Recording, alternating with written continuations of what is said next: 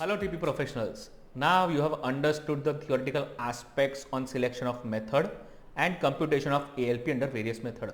Now we will dive into the area where under certain practical scenarios where and what method can be used.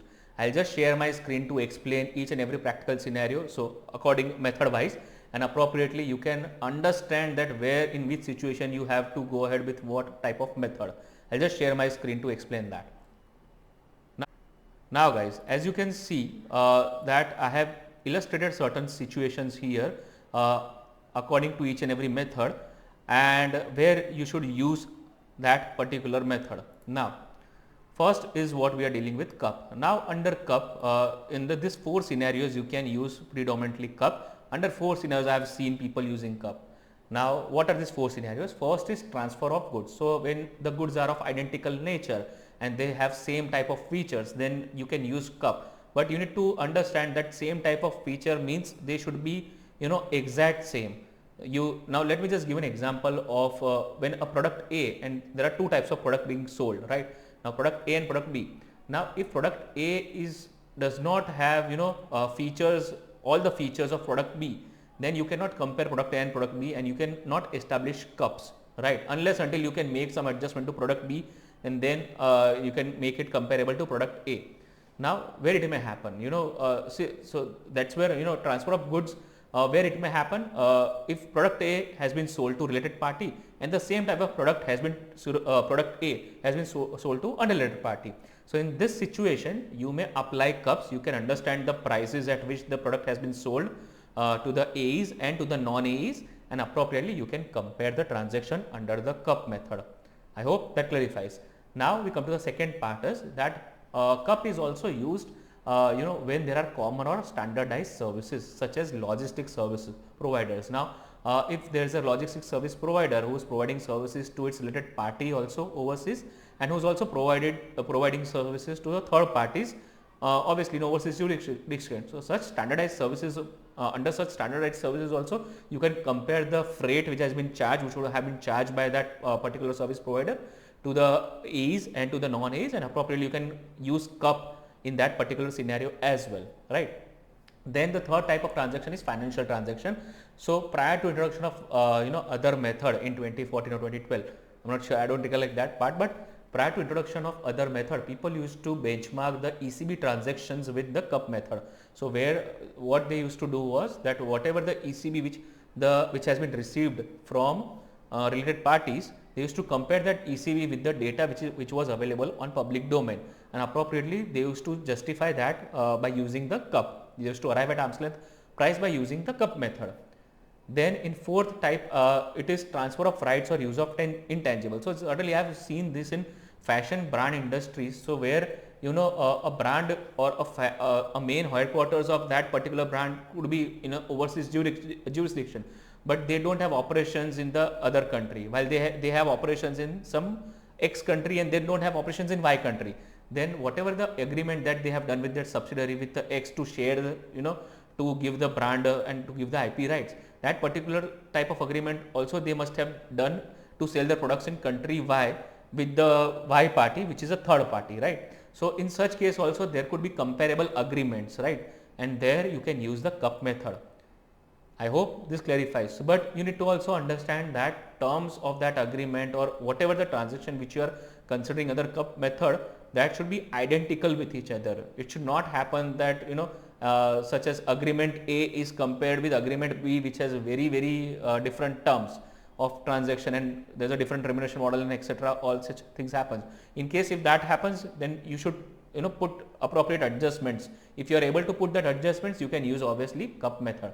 I hope this entire clarifies where you need to clarifies the fact that where you need to use the cup method. I'll just move ahead with the other method. Now the other method is resale price method. So as the name suggests, when you resell some goods or services, then you are required to apply resale price method, and basically this method is to be applied when there is no major value addition to has been done by the party on the goods which it has purchased, right? So under such scenarios you can use resale price method. There's also a situation where seller does not. So how you determine that more value has not been added to the goods apart from the pricing factor and functional factor? Then you can also understand the from asset utilized portion, right? That seller does not uses substantial intangible assets or resources to provide the to the product of service, or to provide that product or services. So at that point of time you can use the RPM method. So where there is no substantial usage of assets being undertaken by the AE, and he has just procured that material, just done some marketing activities if he is required to do that, and he has just sold that goods to the third party. Generally we see in the agency model also people may apply the resale price method, right? We'll just go ahead. Then cost plus method. Now practically let me tell you that I have not seen this method being used anywhere, because if cost plus is used, people would prefer to use TNMM rather than getting into the CPM part, because you don't find, so in your client case you would be aware about the direct cost and indirect cost and the margins which the client has earned on that gross margin which the client would have earned. But in the third party scenario where you have only available audited financials with you which are there on public domain, they does not bifurcate the direct cost data as per direct cost and indirect cost. So that is where in practicality I have not seen this method being applied, but yes, you can apply this method when you are doing the internal segmental analysis. That is where you are able to derive the cost which has been allocated with respect to the sale of goods by the Indian entity or by the tested party or the taxpayer with its AE, and the same level of data which is available with the taxpayer with respect to the sales made to unrelated parties. So in such scenarios you can go ahead with CPM, but still it is not advisable, because you should be able to establish the appropriate comparability by way of appropriately allocating or distributing the direct cost with the particular product, and you should be able to arrive at a gross margin which is comparable with segmental gross margin, which is more sort of comparable in that scenario. Now we come ahead with the profit split method. Now under profit split method, where you can use that, then when you are providing some integrated or consulting contracts, in that scenario you can provide the profit split method.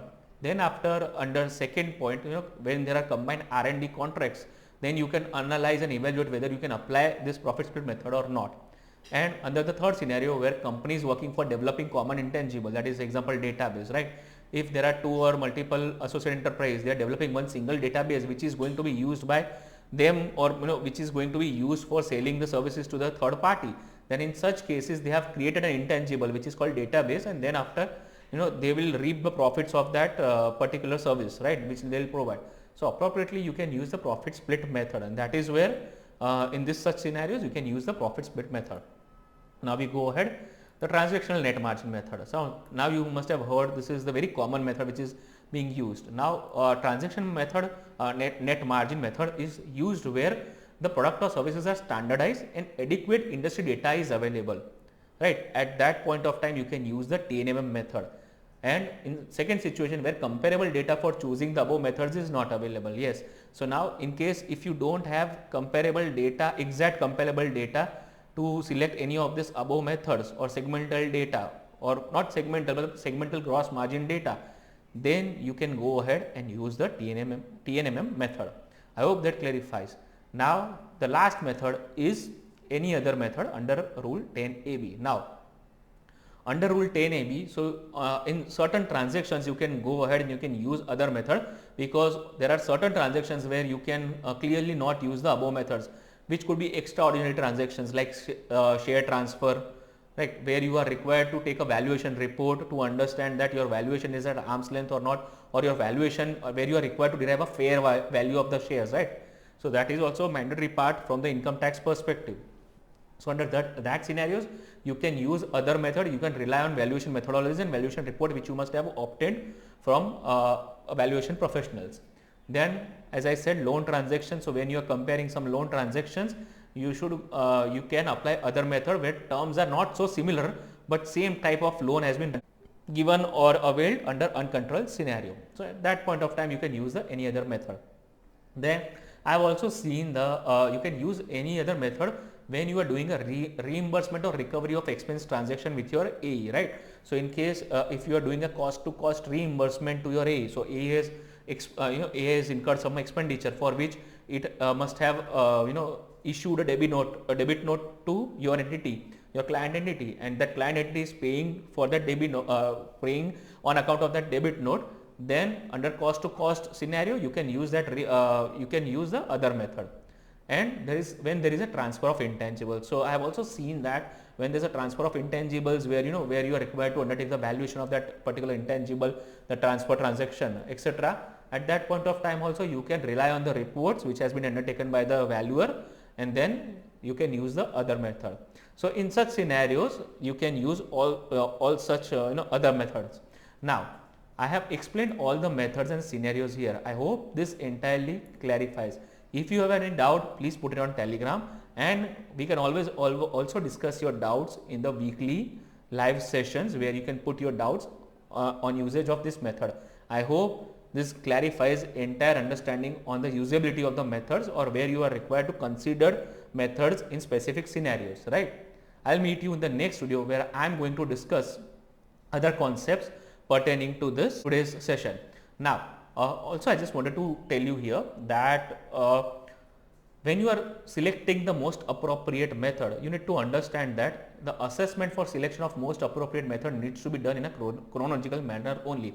So whenever a transaction comes up to you, then whenever you are preparing the documentation report or you are doing an analysis, you should always start from cup. Then you should start always checklist from cup, like whether cup is applicable, if not then whether RPM is applicable, if not then whether CPM could be made applicable or not, basis the data, reliability, and all the other factors what we discussed in the earlier part. So you need to also assess, you have to go in a chronological way, and appropriately you need to select a method on the basis of factors which are more relevant and more reliable, to go ahead with the arm's length computation. I hope this clarifies. Now in the next session, what we are going to discuss is how to identify the comparable transactions. There is a process of identification of comparable transactions. So I'll meet you in the next video where I'm going to explain this particular part. Keep reading, keep learning, and enjoy. Thank you. I meet you in the next video.